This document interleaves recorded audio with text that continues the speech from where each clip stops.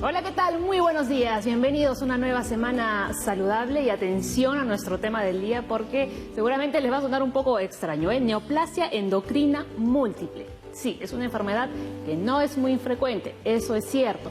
Pero cuidado, porque tiene unos síntomas que se pueden parecer mucho a otras enfermedades que sí son más conocidas, como por ejemplo el colon irritable, la gastritis, cálculos renales, entre otros. Pero no nos asustemos, a ver si ustedes van a pensar que si tienen estos síntomas es porque tienen esta neoplasia. No es así. Contamos aquí en el programa con una junta de lujo. Ahora enseguida se los voy a presentar, que nos van a explicar absolutamente todo para entender todo este tema. Empezamos.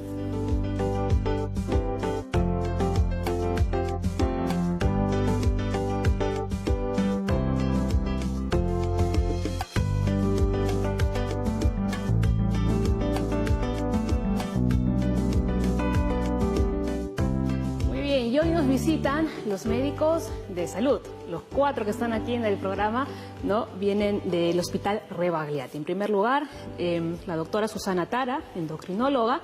También está el doctor Miguel Ángel Ticona, oncólogo. El doctor Leo Céspedes, médico nuclear, fíjense, ¿no? Y también el doctor Manuel Frías, médico internista. Muy buenos días y bienvenidos. Gracias. Buenos días. Antes de empezar a detallar todo nuestro tema, ¿no?, que es la neoplasia endocrina múltiple, ¿nos podrían dar así, a grandes rasgos, así, algo rapidito, en qué consiste esta enfermedad, que no es muy frecuente? Efectivamente, no es muy frecuente, es una enfermedad de tipo familiar. Neoplasia, como dice su nombre, es una asociación de tumores que no se presentan siempre al mismo tiempo, pero tienen que ver con glándulas endocrinas, que generalmente son glándulas endocrinas que son pares. Por ejemplo, tenemos 2 suprarrenales, 2 lóbulos en la tiroides, varias células en la hipófisis, y entonces lo importante de esta enfermedad es que van a ir dando síntomas. Y aunque la enfermedad es un poco lenta, entonces es importante estar advertidos para ella, ¿no? Y mucha gente podrá preguntarse, ¿por qué un médico nuclear en el programa? ¿O qué es lo que hace un médico nuclear? Bueno, como usted va a ver más adelante y como todos los televidentes también lo van a observar, este es un grupo multidisciplinario, ¿no? La medicina nuclear es una especialidad médica y subespecialidad en otros países, ¿no?, que se embarca o que se encarga fundamentalmente del diagnóstico y tratamiento de gran porcentaje de las neoplasias, ¿no?, en general. En esta ocasión vamos a hablar específicamente de tumores neuroendocrinos, ¿no? Muy bien, ¿no? Y la presencia aquí del médico internista es fundamental, porque generalmente es a su especialidad donde van a llegar primero los pacientes, ¿cierto? Sí, en lo que respecta a mi especialidad, uno de los síntomas es uno de los que presentan algunos de nuestros pacientes con neoplasia endocrina múltiple es con frecuencia diarrea. Son pacientes que tienen patología, a veces por tumores a nivel de células, por ejemplo los tumores carcinoides a nivel de intestino delgado con frecuencia, y otro tipo de tumores que dan manifestaciones diarreicas, en general, a nivel pancreático también. Entonces la secreción de péptido intestinal vasoactivo, etcétera. Y lo que se debe hacer es una diferencia, porque la población puede estimar que un cuadro de diarrea podría entrañar riesgo de una enfermedad delicada como esta. Sin embargo, muchos casos de diarrea van a ser por procesos benignos. Por ejemplo, parasitosis intestinal, colon irritable. Entonces, infecciosos o metabólicos, por ejemplo, intolerancia a la lactosa, enfermedad celíaca, enfermedad de Whipple. O sea, hay diferentes cuadros. Incluso la misma deficiencia de vitamina B12 también puede ser una enfermedad que curse con diarrea. Pero es diferente en el caso de los tumores neuroendocrinos, porque estos pacientes van a tener una diarrea persistente, secretoria, abundante, tienen una considerable baja de peso. Por otro lado, se presenta indistintamente en el día o la noche. Es orgánica, la diarrea del colon irritable, por ejemplo, es psicosomática, se presenta solo de día, se corrige sola, inclusive a veces sin tratamiento, el paciente remite el cuadro diarreico. Entonces, en los demás casos, bueno, es conveniente, por cierto, hacer descarte, no patología infecciosa. Y es importante que la población en ese punto tome en cuenta eso y Y bueno, por cierto, ya en el momento que se analiza por el médico internista, hasta en la misma semiología, ¿no? Porque se trata de un tumor carcinoide, el paciente va a lucir por la secreción hormonal con una coloración algo violácea, la piel eritémato violácea en la cara y parte superior del tórax, con secreción de serotonina y quininas. Pero ya eso encuadra en lo que en específico vamos a ver. Más adelante lo vamos a ver. Lo importante es que es multidisciplinaria, entonces hay una importante colaboración de los demás especialistas que están aquí presentes. Como el doctor Miguel Ángel, que es oncólogo. Exacto, como el doctor Miguel Ángel Ticona, el doctor Susana Tara, el doctor Cáceres, el doctor que ve lo de medicina nuclear. Exacto, ¿no? Por eso agradecemos que hayan venido aquí al programa. Tenemos más cosas sobre nuestro tema del día. A ver, la neoplasia endocrina múltiple se refiere al conjunto de alteraciones hereditarias que predisponen a las personas a padecer tumores endocrinos. Los síntomas varían en función de las glándulas afectadas. Debido a que es poco frecuente, sus manifestaciones pueden confundirse con otros trastornos más comunes. Este síndrome es consecuencia de mutaciones genéticas, por lo que tiende a afectar a todos los miembros de una familia. Y como siempre a veces presentamos un caso porque de esta forma, ¿no?, con un paciente que nos relata en qué consiste esta enfermedad, nos ayuda a entenderlo un poco mejor y para que ustedes también les pueda servir de ejemplo y de análisis. Vamos a ver.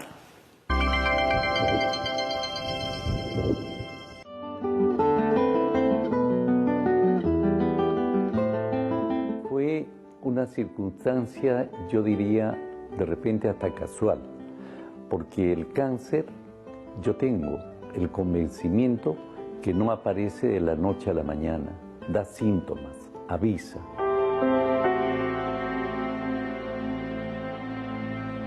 Mi nombre, Aquiles Chacón Galindo, de 79 años de edad.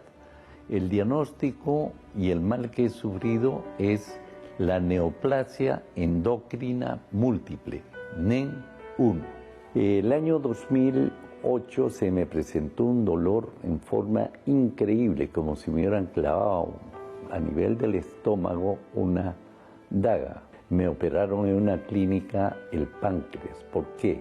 Establecieron que tenía un tumor en la cabeza del páncreas. Tuvieron que intervenir y hacerme la operación con el sistema Whipper, que es haber llegado a extraer todas las vísceras digestivas, todos los órganos digestivos y haber cortado la cabeza del páncreas y parte del cuerpo del páncreas.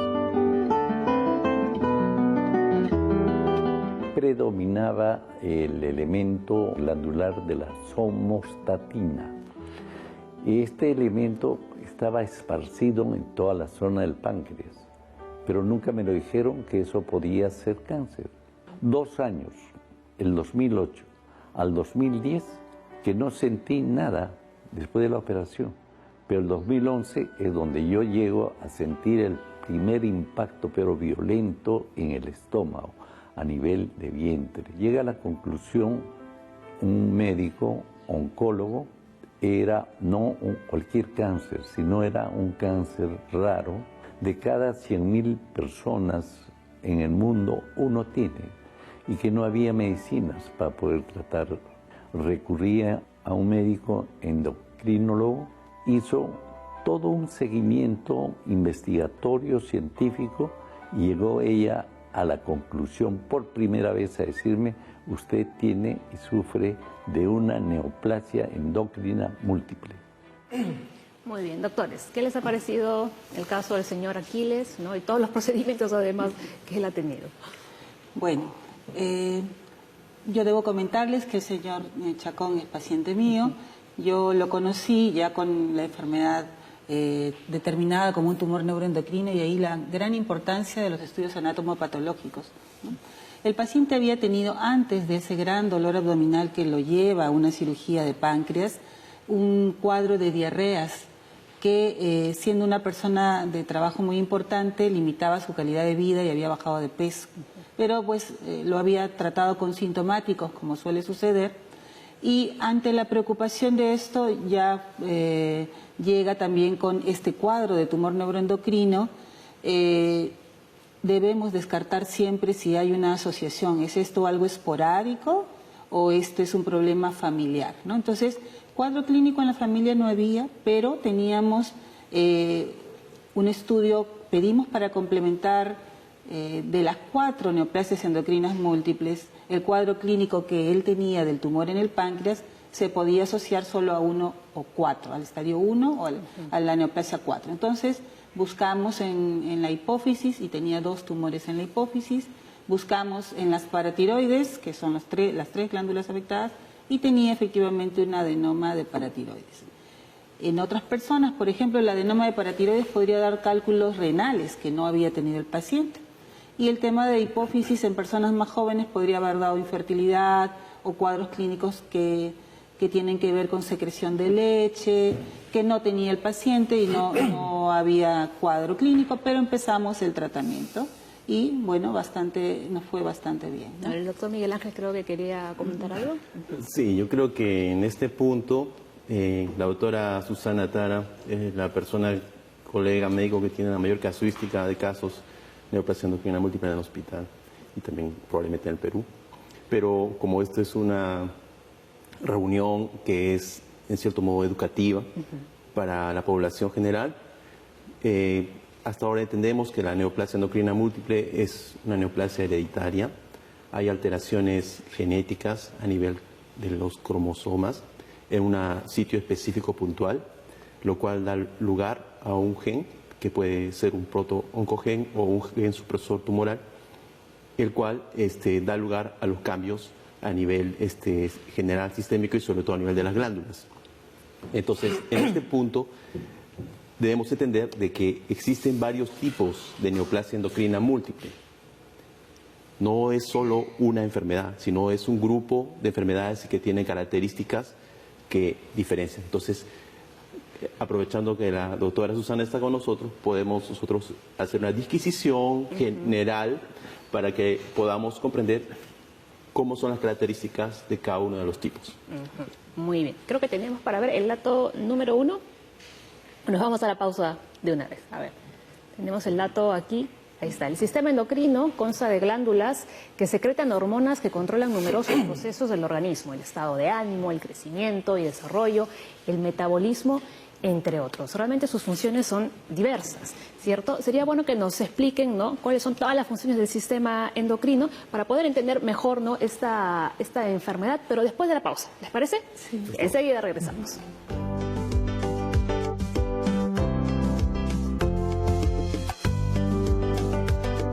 Muy bien, continuamos con el programa. Recuerden que estamos en vivo. El hashtag lo tienen ahí en su pantalla para enviar todas sus consultas a las redes sociales. Tenemos cuentas en Facebook y Twitter y también la línea médica que ya ha aparecido ahí. Muy bien, dejamos la pregunta, ¿no?, en el aire. La doctora tiene una gran labor porque tiene que sintetizar al máximo, ¿no?, pero la explicación de cómo funciona nuestro sistema endocrino.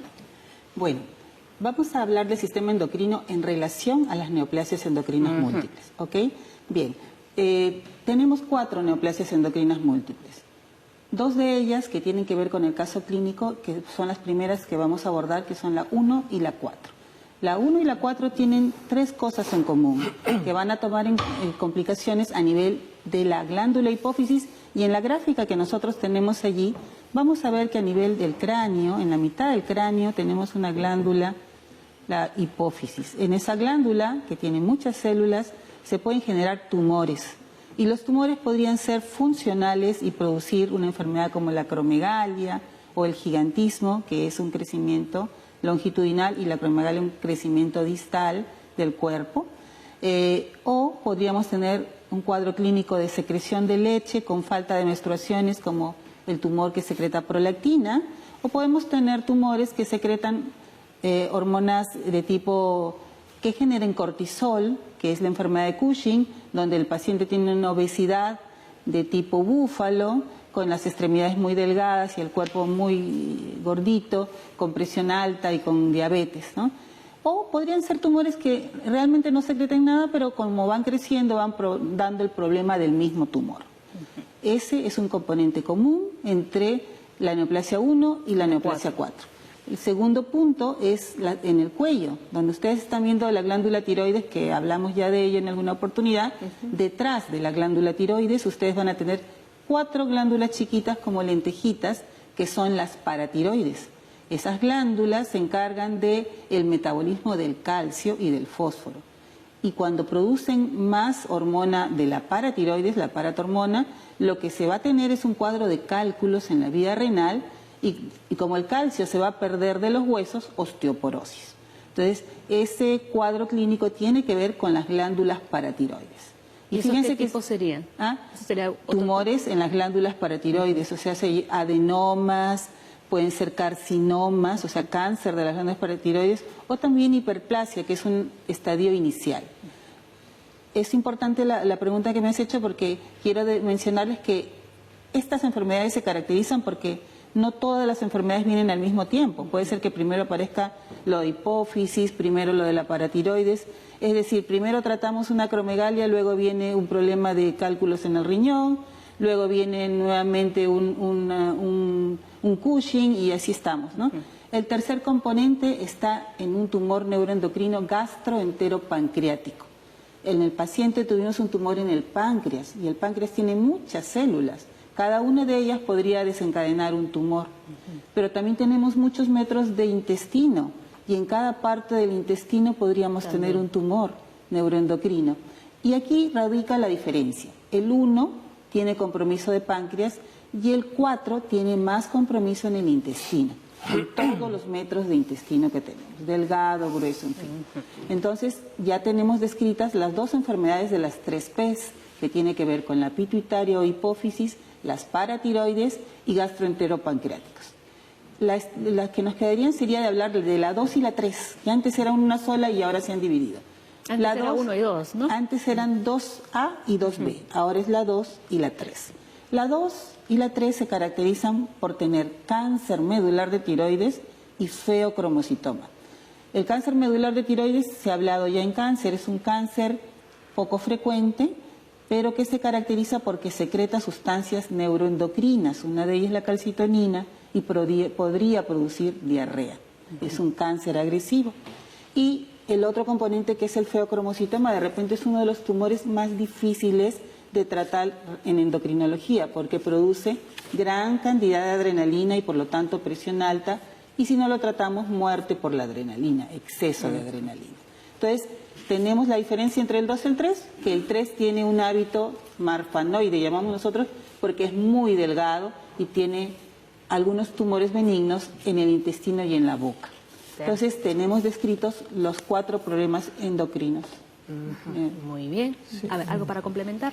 Sí, quería complementar lo que ha expuesto muy bien la doctora Susana Tara.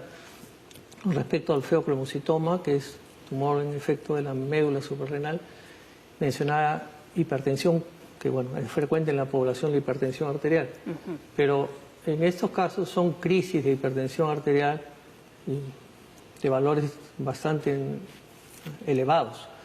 Por ejemplo, pueden tener más de 170 sobre 110, es paroxística.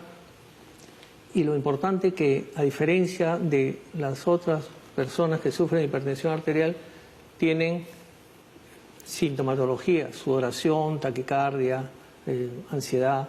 Entonces define el pensar en ese posible diagnóstico feocromocitoma, ¿no? Que como lo ha mencionado es una de las que conforman la neoplasia endocrina múltiple tipo 2 asociado al carcinoma medular tiroideo.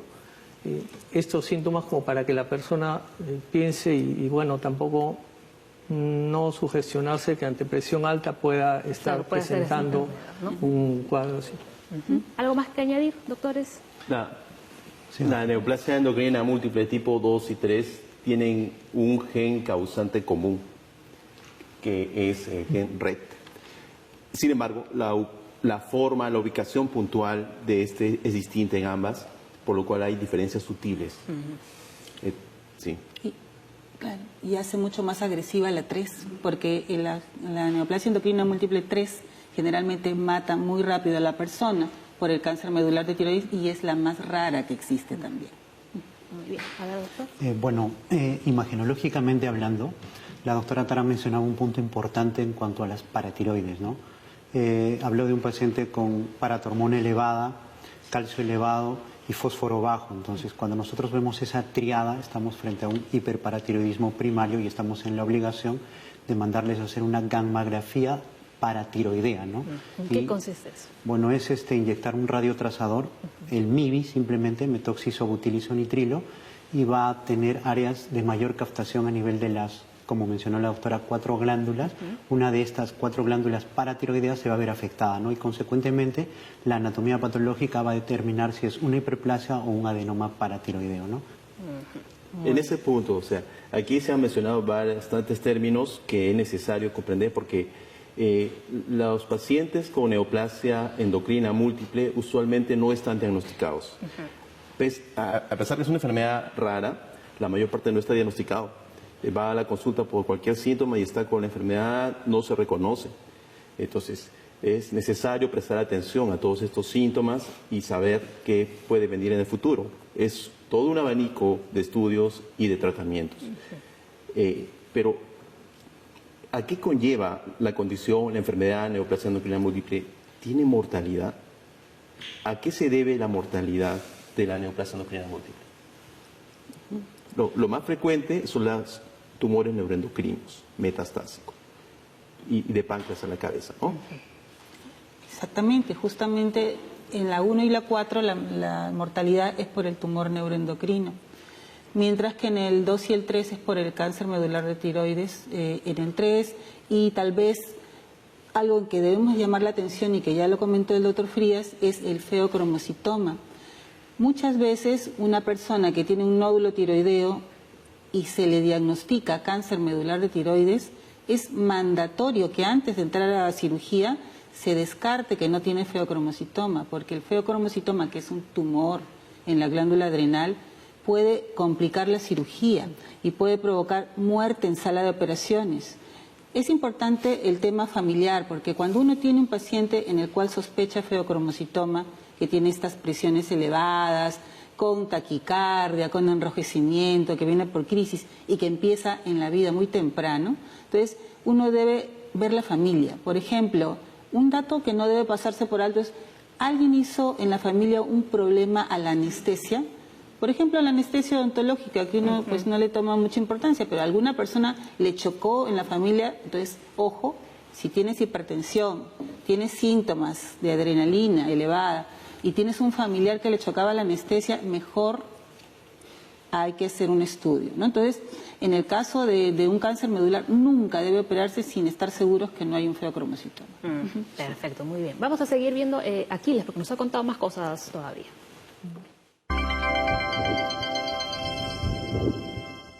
Yo no he recibido aquellas quimioterapias. Yo he recibido unas pastillas exclusivamente para el tratamiento a los que son operados del corazón y los riñones para que no pueda ser rechazado el órgano implantado, que se llaman pastillas inmunosupresoras. A mí me han dado 13 pastillas al día, aparte de calmantes. Me han dado pastillas para un tumor cerebral que se había producido, que se denomina prolactina, porque todo el mal se produce por una mala dosificación glandular de la glándula madre, la hipófisis. Los síntomas son indescriptibles, los dolores son algo insoportables, pero si uno no pone de parte, los analiza y los pretende superar, tengan la seguridad que podemos dominar al cáncer. Yo le quiero decir lo principal, tomar conciencia de lo que es el cáncer. Y si nosotros tomamos una cultura médica, el chequeo permanente médico. Esto significa actitud, y la actitud está en la mente de quien, por desgracia, tiene cáncer.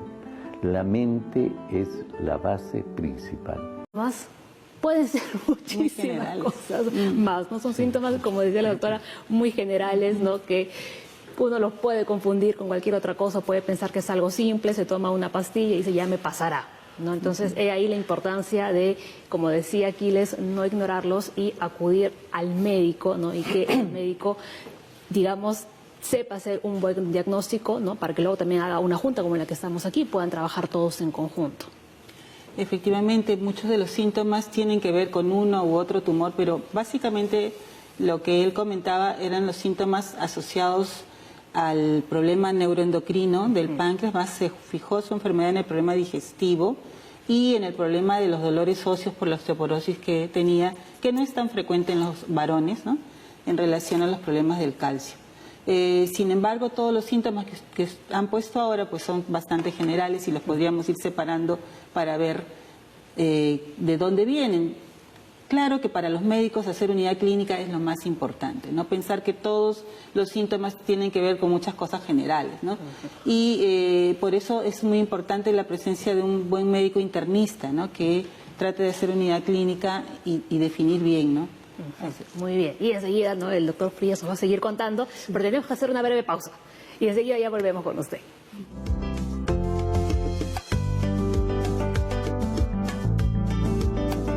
Seguimos avanzando con nuestro tema del día, la neoplasia endocrina múltiple, que si bien es de baja prevalencia, su identificación es crucial, pues presenta alta incidencia de tumores a edades tempranas. Es fundamental el trabajo multidisciplinario para lograr un diagnóstico acertado y oportuno. A ver, doctores, tienen la palabra.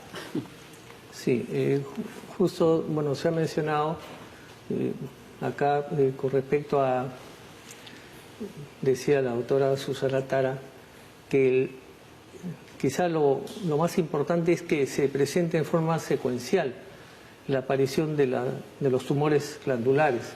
Entonces, eso plantea dificultad. Se debe tratar de ver al paciente en el contexto del tiempo. Si aparece un tumor tiroideo, analizarlo, pero observar si es que no ha habido antes algún adenoma suprarrenal o aparece después un tumor a nivel de paratiroides. Porque la dificultad en el diagnóstico estriba justamente en esto, es que va progresivamente apareciendo esos tumores. Y se ha visto alteraciones, por ejemplo, que a los pacientes los han tratado muchas veces por el psiquiatra, por alteraciones a consecuencia de hipoglicemia, como los tumores insulares del páncreas. Entonces, estos pacientes son catalogados como personas perturbadas emocionalmente, porque tienen trastorno del comportamiento, experimentan taquicardia, sudoración, cosas de tipo neurovegetativo, pero puede ser expresión de hipoglicemia. Entonces, eso después, bueno, como les mencionaba, el feocromocitoma también, que es un cáncer, un tumor de la médula suprarrenal, igualmente, ¿no? Durante el acceso de la presión elevada presenta taquicardia, sudoración, el paciente baja peso. Eso señalaban que era importante porque el paciente que tiene feocromocitoma por lo general está adelgazado. Se dice sospechar que puede haber error diagnóstico si el paciente esté en sobrepeso o es obeso. Pues es una enfermedad que va consumiendo al paciente. Lo de las diarreas se mencionaba que hay que observar qué características tiene. O sea, la mayor cantidad de veces vamos a encontrar pues, procesos infecciosos, metabólicos. Por ejemplo, en el hipertiroidismo, para hablar de algo metabólico, también se puede presentar diarrea. Pero puede ser un hipertiroidismo, digamos, solamente confinado a esa enfermedad y a producir diarrea. Pero la diferencia con esta neoplasia es que va a haber una constelación pues, de signos y síntomas. Claro, como los que hemos como algo de lo que se está mencionando. El paciente mencionaba náuseas y vómitos. Por ejemplo, eso se puede ver en enfermedad de vías biliares, pero también se ve náuseas y vómitos en pacientes que tienen enfermedad renal. Entonces es importante también que el paciente que tiene procesos como este, que son consuntivos, debilitantes y tienen diarrea crónica, sean rehidratados adecuadamente para evitar complicaciones posteriores. Muy bien, a ver, doctor Miguel. Sí, se ha mencionado justo en relación al caso, ¿no? Que ha recibido un tratamiento que es un inmunosupresor para trasplante renal o cardíaco. En este caso está hablando probablemente del everolimus, pero no es la dosis de trasplante de inmunosupresor, es una dosis mucho mayor. El everolimus es uno de los medicamentos más vendidos en el mundo. Su nombre comercial es Affinito. hay estudios que están bajo el título de Radiant 1, Radiant 3, que demuestran una respuesta eficaz y favorable para el tratamiento de los tumores neuroendocrinos de páncreas. Y el Radiant 4 ha demostrado eficacia en el tratamiento de los tumores neuroendocrinos pulmonares y del intestino. Pese a todo este conocimiento de esta tecnología, este medicamento es de difícil acceso aún en nuestro país. Los sistemas sanitarios públicos usualmente tienen dificultad para acceder al mismo. Por lo tanto, quizá nosotros tengamos que ver la manera de poder conseguir esta medicación, porque usualmente es costoso. Exacto. Ahora, yo quería preguntarle al doctor, aprovechando que tenemos aquí una consulta telefónica, Rosalía de San Martín de Porres, dice, tengo la prolactina alta y ausencia de regla desde hace 4 años. ¿Qué exámenes debería realizarme para descartar la neoplasia endocrina múltiple? A ver, el doctor Céspedes nos podría ayudar. Bueno, si tiene la prolactina alta estaríamos hablando de una hiperprolactinemia, ¿no? Sería interesante saber la edad de esta paciente, ¿no? Cuántos años tiene y mandarle a hacer unos dosajes hormonales en este caso, ¿no? Para ver si es joven o por eso es importantísimo la edad en este paciente, ¿no? Fundamentalmente, si es adulta, pensar en otra causa fisiológica de repente, y si es menor, pensar que puede hacer algo malo y hacerle un screening, ¿no? ¿Y qué exámenes se podría hacer para el diagnóstico en sí, ya quitando este caso de por medio? Claro. Primero que debemos quedarnos claro, como dice el doctor Céspedes, no todas las prolactinas elevadas tienen que ser tumorales. Hay puntos de corte en el valor de prolactina para que uno tenga la posibilidad más certera de que sea un tumor, ¿no? Entonces, ya detectado el valor y la sospecha grande de que fuera un prolactinoma o un tumor secretor de prolactina, el gold estándar, la mejor prueba de imagen es la resonancia magnética nuclear, ¿ya? Ahora, el tener un tumor de hipófisis no necesariamente tiene que decirnos va a ser una neoplasia endocrina múltiple. Habría que ver si hay otro contexto de síntomas. Pero sí, si es un prolactinoma, y yo quiero tomar lo que estaba comentando el doctor Ticona, qué importante el avance de la medicina que nos permite tener accesos a fármacos que son antitumorales, ¿no? Por ejemplo, el prolactinoma generalmente no necesita cirugías, se trata con un medicamento. El paciente que hemos tenido a bien recibir ahora, este paciente tuvo un prolactinoma y se trató con un medicamento, cabergolina, y fue muy bien. Él comenta también que en determinado momento, habiendo superado el tumor pancreático con la cirugía, nosotros también usamos un medicamento con él que son análogos de somatostatina, que son medicamentos inyectables, pero aún así presentó metástasis en el lecho y en el hígado. Es ahí donde se inicia everolimus como tratamiento, el cual también nos dio una buena respuesta. Realmente, y estamos viendo cómo se complementan los tratamientos, las cirugías, los medicamentos actuales llamados bioterapia, y más adelante vamos a ver cómo los medicamentos de medicina nuclear son súper buenos para este tipo de patologías. Claro, aquí el asunto es conseguir los medicamentos a unos precios accesibles para la población, o que en todo caso estén cubiertos por el CIS. Cubre, claro, exacto. ¿El CIS lo cubre esto? El CIS cubre muchos de los tratamientos, ¿ya? Pero lo importante, como estaba comentando el doctor Ticona, es el acceso de ciertos medicamentos que tienen indicación a nivel mundial, pero en nuestro país demora mucho la aceptación, ¿no? Claro, ¿no? Porque ¿qué hacemos, por ejemplo, con una persona que está diagnosticada con esta enfermedad y quisiera tratarse con esos medicamentos? Bueno, ese es un tema bien complejo. Hasta cierto punto lo que podemos decir es que de la parte médica, quien habla y todos los que estamos en esta mesa, hacemos todo lo posible por conseguir la medicación. Y no solo medicación, porque los tumores neuroendocrinos también tienen otra posibilidad de tratamiento. Estamos hablando de tumores endocrinos grado 1 o 2, que son de bajo grado, que está en la terapia con medicina nuclear. Y yo creo que el doctor León puede hablar un poquito más. A ver, doctor, sí, porque está calladito. Bueno, doctor. sí, no, sino que, bueno, para empezar, un saludo a todos los pacientes con tumores neuroendocrinos. Sabemos que este 10 de noviembre es el Día Mundial de todos los pacientes que tienen esta patología, ¿no? Si bien es cierto, el nombre de medicina nuclear como que a veces nos da un poquito de miedo. El paciente llega a nuestro consultorio y dice, doctor, ¿qué es lo que me van a hacer? ¿Por qué me mandan al servicio de medicina nuclear, no? informarles que nosotros somos una especialidad diagnóstica, damos terapia, como lo había mencionado, a múltiples patologías oncológicas, pero específicamente en este caso de tumores neuroendocrinos, se habló de la cirugía, se habló de análogos de somatostatina, se habló de interferón alfa, que también va dentro de esto, de la quimioterapia, antiguamente radioterapia en algunas patologías, pero hoy a la cabeza el boom de la medicina nuclear, no solo en nuestro país, sino internacionalmente, nos habla de los PRRT, que son la terapia con péptidos receptores de radionucleidos. A la cabeza hoy lutecio 177. Hace un par de años, 2-3 años, se utilizaba lo que es el itrio 90. Bueno, los nombres tengo que decirlos porque son como se conocen, ¿no? De repente dan miedo, pero son sustancias que se inyectan vía endovenosa y que se tienden a focalizar exactamente en la parte tumoral. No tenemos en el Perú eso. Exactamente, no lo tenemos en el Perú, pero tenemos países cercanos que sí lo tienen. Colombia, Chile. Colombia lo tiene, Chile lo tiene, que son países cercanos. Brasil, Argentina. ¿Y por qué no nosotros pensar de repente en un futuro corto, cercano, tener todo esto, ¿no? Y poder tratar a un paciente si tiene metástasis o no? Por eso es importantísimo las pruebas imagenológicas para un correcto estadiaje, ¿no? Claro, pero sería bueno aclarar, entonces, ¿con qué cuentan los peruanos aquí, ¿no? O sea, ¿qué es lo que les hacen a los pacientes aquí en nuestro país? Bueno, fundamentalmente acá en nuestro país, en el servicio de endocrinología, los análogos de somatostatina a la cabeza, ¿no? Si existen metástasis, sean hepáticas, óseas o intestinales, quimioterapia, ¿no?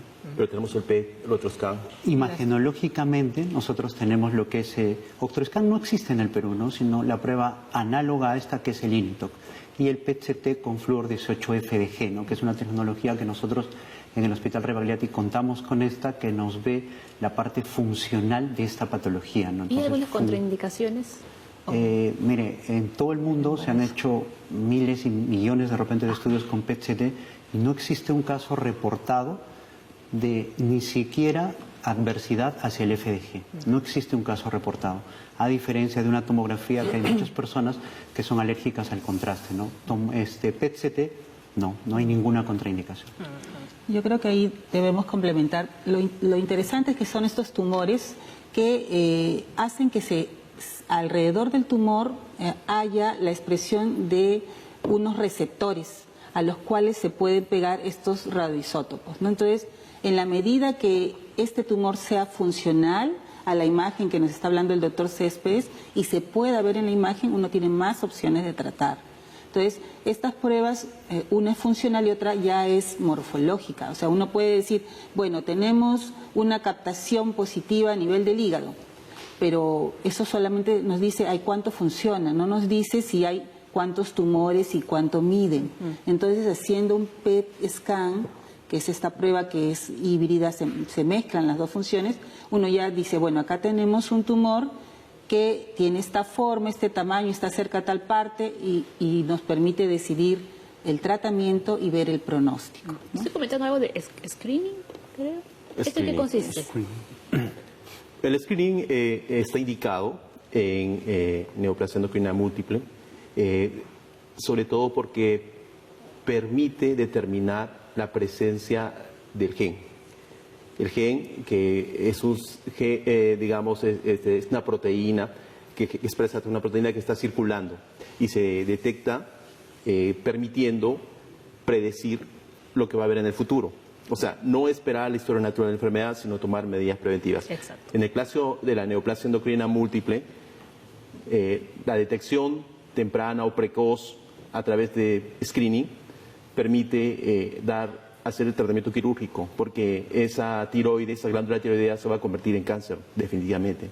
Entonces hay que hacer tratamiento quirúrgico de la glándula tiroides previo despistaje feocromocitoma. ¿Y cuáles son las probabilidades, digamos, de tener una buena calidad de vida?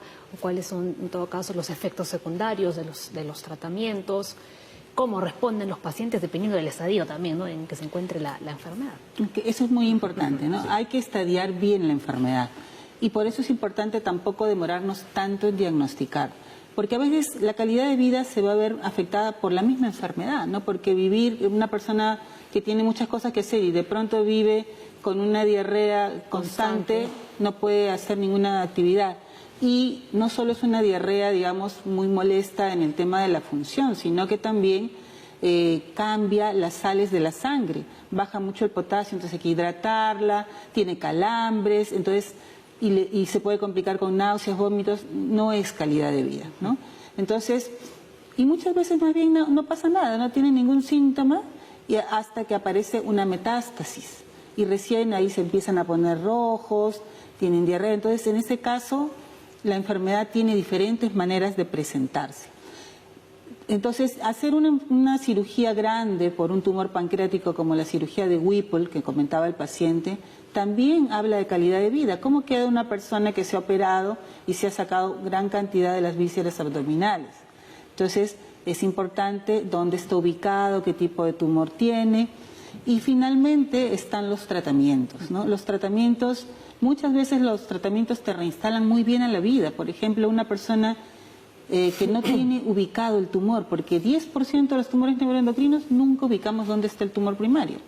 Pero podemos darle un tratamiento con estas inyecciones de análogos y el paciente se reincorpora a su vida completamente. Adiós diarreas, adiós dolor, adiós molestias.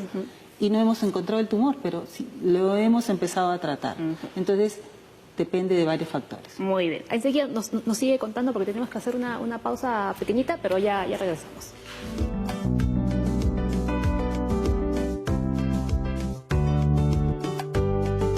Vamos ya con lo último del programa, ¿no? La doctora nos está explicando un poco acerca de los tratamientos. Justo aquí tenemos un cuadro, ¿no?, que reúne a los que podemos encontrar: extirpación del tumor, los tratamientos farmacológicos, quimioterapia y la radioterapia también. Bueno, nos turnaremos entonces. A ver. En lo que es la cirugía, efectivamente, cuando el tumor es accesible y es lo ideal, ¿no? Tanto en los tumores neuroendocrinos abdominales como en la hipófisis, si es que es un tumor secretor que no sea prolactina, y también pues si estamos hablando de tumores como en la tiroides y las paratiroides, es lo ideal. Pero en segundo lugar tenemos los medicamentos, ¿no? Por ejemplo, estábamos hablando de los análogos de somatostatina, que tenemos el ocretide y el lanreotide, que son excelentes para tanto reducir la secreción de hormonas como reducir el tamaño del tumor y estabilizar la enfermedad. Y tenemos toda la gama de tratamientos para la hipófisis como cabergolina y otros fármacos para reducir los tumores hipofisiales.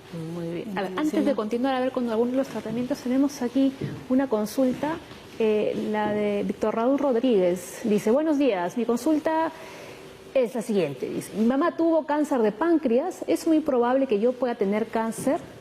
Mis tíos y abuelos fallecieron con cáncer y su mamá estuvo internada en el Rebagliati durante 5 meses y falleció hace 3 meses. Dice que nunca la operaron y tenía cáncer en un estadio 4. Tiene alto riesgo. Yo quiero agradecer a Raúl por esa pregunta y consulta. Me parece que es muy importante prestar atención a los antecedentes familiares. El cáncer de páncreas sí puede tener un trasfondo hereditario. Hay algunas mutaciones asociadas. En este caso, ahora no especifica si es un cáncer de páncreas epitelial o neuroendocrino. Si fuese neuroendocrino, obviamente está en el tema que estamos hablando, ¿no? Muy bien. A ver, y luego está la siguiente. Atención, yo creo que esta mejor lo voy a dejar para que la lean los doctores porque tiene bastantes palabras técnicas. Yo se lo leo a la doctora A ver, Susana. Joana Trujillo. Joana Trujillo dice: buen día, basta que el ácido vanilmandélico, epinefrina y norepinefrina estén elevadas para decir que hay feocromocitoma. La resonancia con contraste salió todo normal. Bien, en Cristian, las pruebas diagnósticas para feocromocitoma son difíciles de evaluar porque generalmente la adrenalina, noradrenalina, que son las hormonas que se producen, viven muy poco en sangre, son rapidísimas. Entonces la mejor prueba es la metanefrina, que es un producto del metabolismo de estas, y ese nos hace el diagnóstico cuando está elevado. Ahora, las imágenes, 10% de los feocromocitomas y el otro tumor que también secreta el grupo adrenalina, que es el paraganglioma, no se ubican. Es importante, y aquí, por ejemplo, el doctor Céspedes nos podría decir alguna otra prueba. que nos ayudaría, ya que la resonancia y la tomografía deben ser hechas para tumor neuroendocrino que tiene una característica especial, y si no las hacen con esas características, generalmente salen negativas, pero también tenemos pruebas funcionales, ¿no? A ver, doctor. Exactamente, mire, para hacer una buena prueba en resonancia magnética, la evalúan con fase de difusión en T2. Tiene que ser hecha específicamente en el minuto indicado, hablan del 3 y 5º minuto, ¿no? Pero en medicina nuclear nosotros contamos, bueno, en el país no existe lamentablemente, pero en otros países sí el metayodobencilguanidina, el MIBG, que son pruebas específicas para poder diagnosticar esto imagenológicamente, ¿no? Un feocromocitoma. Nosotros diagnosticar un feocromocitoma por PET-CT, específicamente un feocromocitoma no lo hemos hecho, pero sí para valorar ya diagnosticado esto, metástasis a distancia, ¿no? Con tenue actividad metabólica con el FDG. Muy bien. A ver, tenemos ya la última consulta. Joan Vargas, buenos días. Dice, mi mamá tiene 78 años. En el 2014 fue operada 2 veces de un adenoma paratiroideo y le retiraron parte de la tiroides. Ella mantiene ahora sensibilidad al frío y su actividad renal está disminuida. No tiene presión alta. ¿El problema renal puede ser parte del tema que estamos tratando, la neoplasia endocrina múltiple? Problema renal, dice, ¿no? Sí. Efectivamente, cuando hay hiperparatiroidismo, la función de la glándula paratiroides afectada, existe daño en la función renal porque hay cálculos a repetición. Entonces van afectando la función del riñón. Entonces, más aún con la edad de la señora y de repente si hubiese hipertensión, no sabemos, esto va deteriorando la función del riñón. Pero estaría relacionado con nuestro tema de... Pero no es neoplasia endocrina múltiple, es un síntoma al final, ¿no? Muy bien. A ver, el doctor Frías.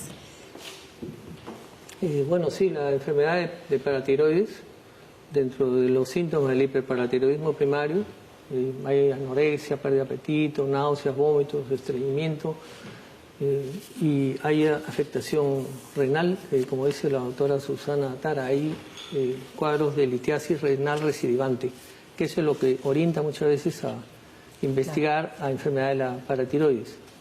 Y sí puede dañar los riñones, una enfermedad litiásica renal recurrente.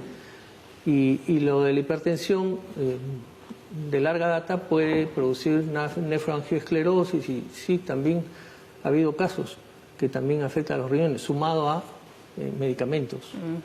¿No? Las personas que ya tienen enfermedad de larga data muchas veces consumen medicamentos, además de antihipertensivos, antiinflamatorios, que pueden dañar los riñones con el tiempo.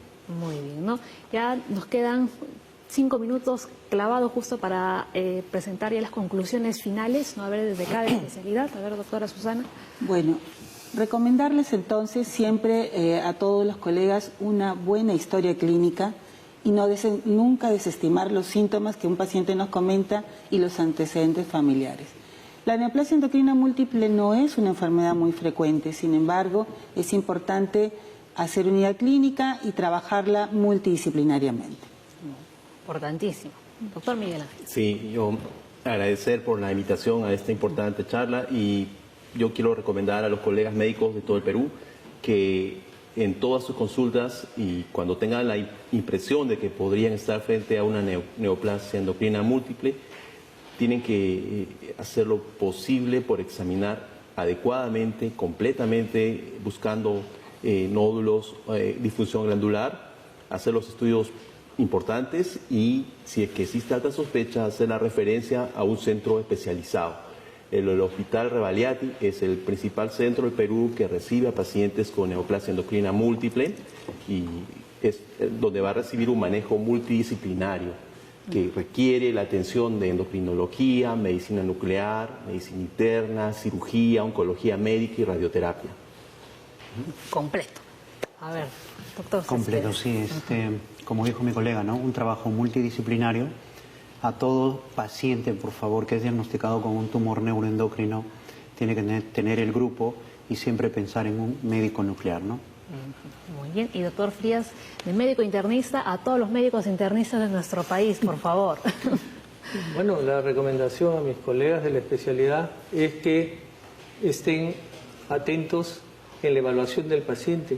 La consulta debe ser minuciosa, detallada y profunda. Desde cómo luce el paciente, o sea, si está pálido, cianótico, ictérico, en fin, si el paciente tiene manifestaciones clínicas que se deben expresar, como hemos mencionado, diarrea, náuseas, vómitos y otros, y ver, como les dije hace unos, en el contexto del tiempo, cómo se va desarrollando la enfermedad. Porque si se hace en forma superficial la evaluación, no va a configurar un diagnóstico acertado en relación a poder determinar si se trata de una posible neoplasia endocrina múltiple. O sea, no se trata esto de que la gente, por ejemplo, se alarme demasiado, ni tampoco que sea mucho menos superficial, sino que se tomen las precauciones debidas y recurran a los especialistas, que se va a poder analizar esto y, bueno, y si Dios quiere, lograr los mejores resultados.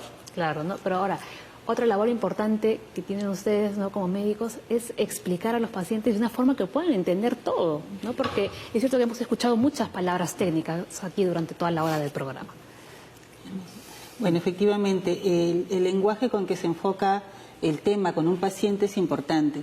Además, cada paciente es diferente. Hay pacientes a los cuales uno les puede decir directamente, bueno, es una neoplasia endocrina múltiple y estas son las opciones, este va a ser el final.